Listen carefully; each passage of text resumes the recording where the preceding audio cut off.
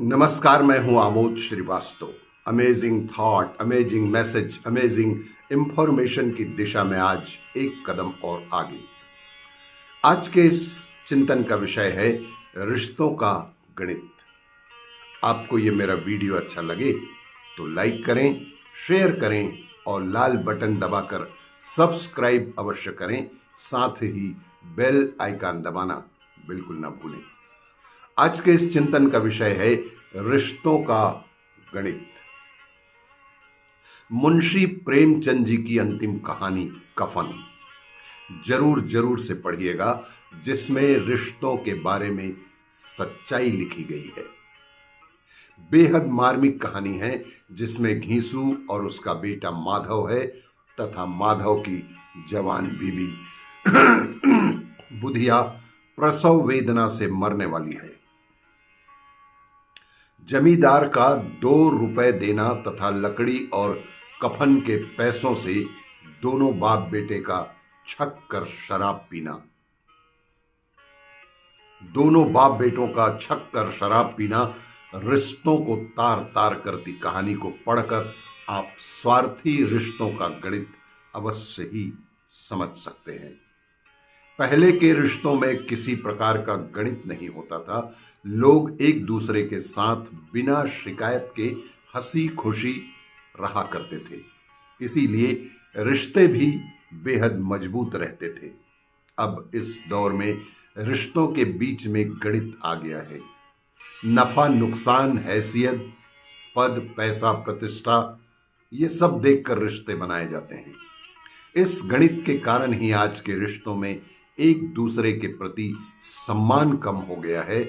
और तो और जिन रिश्तों से हमारा आगे काम पड़ सकता है, लोग उनको ज़्यादा महत्व देते हैं। इसके बनिस्बत जिन रिश्तों से हमारा काम निकलने की संभावना नहीं होती या काम निकाल चुके हैं, इस्तेमाल कर चुके हैं, ऐसे रिश्तों को लोग खत्म कर देते हैं।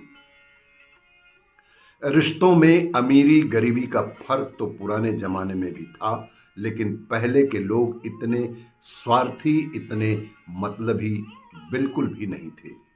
इसलिए पहले सिर्फ व्यवहार देखा जाता था, धन दौलत और अमीरी कहीं भी नहीं। आर्थिक रूप से कमजोर परिचितों, रिश्तेदारों, पड़ोसियों से भी लोग बखूबी रिश्ता निभाया ही करते थे। सच्चे रिश्ते कैसे बनाएं और निभाएं, यह किसी किताब में पढ़कर नहीं सीख सकते। सच्चे रिश्तों के लिए हमारे मन में उस रिलेशनशिप के प्रति सम्मान तथा प्रेम भावना होनी बेहद अनिवार्य है। वह भावना हमें कायम रहे, यह दोनों ओर की जिम्मेदारी होती है। कोई बार रिश्ते छोटी मोटी बातों से खराब होने लगते हैं, इसलिए उन छोटी और नकारात्मक बातों को इग्नोर कर हम सकारात्मक बातों पर ध्यान देकर उन रिश्तों की गर्माहट को अवश्य ही बचा सकते हैं। साथ ही रिश्तों में जो उम्र में बड़ा होता है, उसे थोड़ा बड़प्पन भी दिखाए बनाए रखना चाहिए, क्योंकि हर रिश्तों में कुछ न कुछ कहा सुनी होती ही रहती है। समय बीतने के साथ हमारे संबंध और प्रगाढ़ होने चाहिए, पर ऐसा नहीं होता है। रिश्तों में से वह अपनापन गायब हो जाता है। ज्यों-ज्यों समय बीतता जाता है, पता चला कि गलत फहमी और बढ़ती जा रही है, और जब गलत फहमी पैदा होती है तो आपसी संवाद बहुत कम हो जाता है, जो कि रिश्तों के लिए बहुत ही घातक होता है। इसलिए कहा जाता है कि आपसी रिश्तों में भले ही छोटी मोटी तकरार हो जाए, पर संवादहीनता की स्थिति नहीं होनी चाहिए, संवाद समाप्त नहीं होने चाहिए।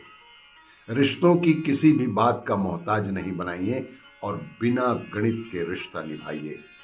यदि कोई खामोश हो गया हो तो जरूर उसे एक आवाज़ लगाइए, क्योंकि इस फेसबुक या दौरान में बहुत सारे लोग बेहद एकाकी जीवन जीने को मजबूर हो गए हैं, और निश्चित रूप से आपकी बात से उन्हें संबल मिलेगा, उनके जीवन में भी खुशहाली आ ही सकती है।